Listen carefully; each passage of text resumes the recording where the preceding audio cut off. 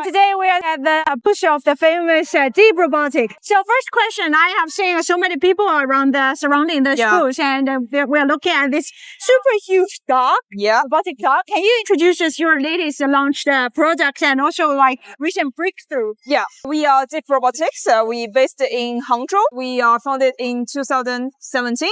We worked on humanoid robots and quadruped robots, and mostly on industrial applications. So here we also brought our 3 series of our robots. So here is the biggest one. It's the X30, which is dedicated for industrial scenarios. For example, power station control.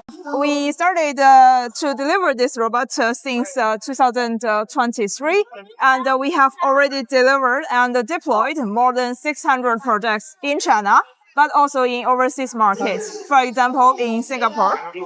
If you can see over there, it's called Lynx M20. We just released it very, very soon. And it breaks a lot. We got a lot of orders recently. Yeah. Yeah, if you can see the difference between these two, one is that there it is wheeled quadruped. Right. So why we deliver these products to the market is because that we found in a lot of our projects, we found that our clients are basically, they want to have more agilities. They have a higher speed. They want the robots to go into, for example, forest to do the firefighting, to protect our firefighters. So we give this product. It's a little bit smaller than this one. It's only 35 kilograms, so it's ideal for a lot of scenarios. So the most demanded application scenario is still in the factory. Yeah, of course. Or also after disaster scenario, right? Yeah, exactly. So to rescue people. What about the humanoids? Are humanoid already entering into the factories, or there's still time to go? Yeah, we have a humanoid robot. It's called the DEEP-01. We didn't get it here today. We called it a sports version. So it's basically to show our algorithms on the humanoid robotics about its locomotion, its environmental perception, but also the interactive with the humanoid. In next month, we will release a new one very soon, and we will deliver it to market. Yeah, so far it's not commercialized, but later, soon. Yeah, those ones are for the educational side. Okay. We gave some universities to do their research. How do you see the market size of these robotic dogs in the next 3 or 5 years? Do you think like the growth will be more clear and defined? Yeah, so as I said before, we have already did a lot of projects in industrial side since 2023. But as you know, from this year, 2025, the home market in China, but also the global markets, like people get more and more interested about the quadruped robots, the humanoid robots.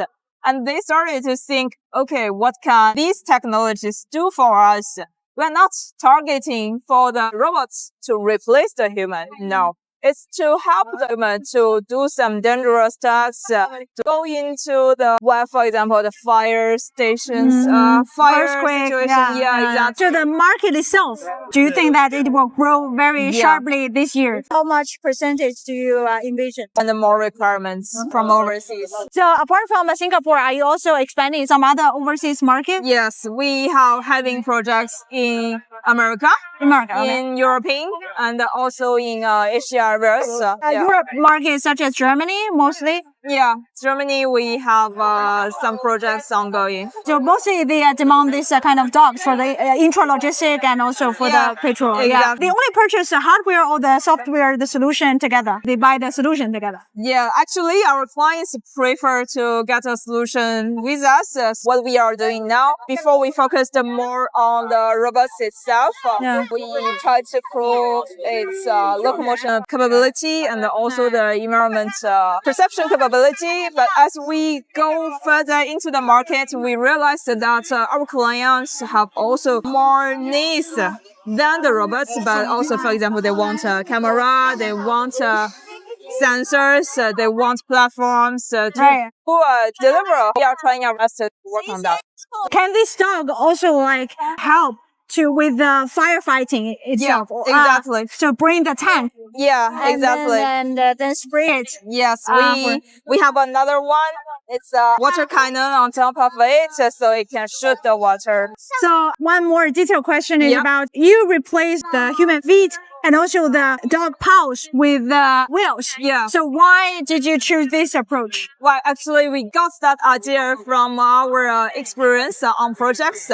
So this one, as you can see, the wheel in some flat terrain, it can move faster than the quadruped robots. Yeah. And also, this kind of robot, it gives more capability in some challenging terrains. For example, in the forest, where it has a lot of slopes, so it can going up and down. Yeah, exactly. Yeah. So that can move faster than this one. Right, because it's more stable, and when it goes also upstairs. Yeah, exactly. Up and down, right. And this one is also a little bit narrow than the other one. So, for example, in some narrow situations, a tunnel, for example, it can go through directly, no need of it. Right now, the main business model is still go and pay, right? Not the rental. Yeah. Right. Okay, that is more or less for today. If you want to know more about DEEP Robotics, about more Chinese robotic going global, don't forget to follow us. See you next time. Bye bye.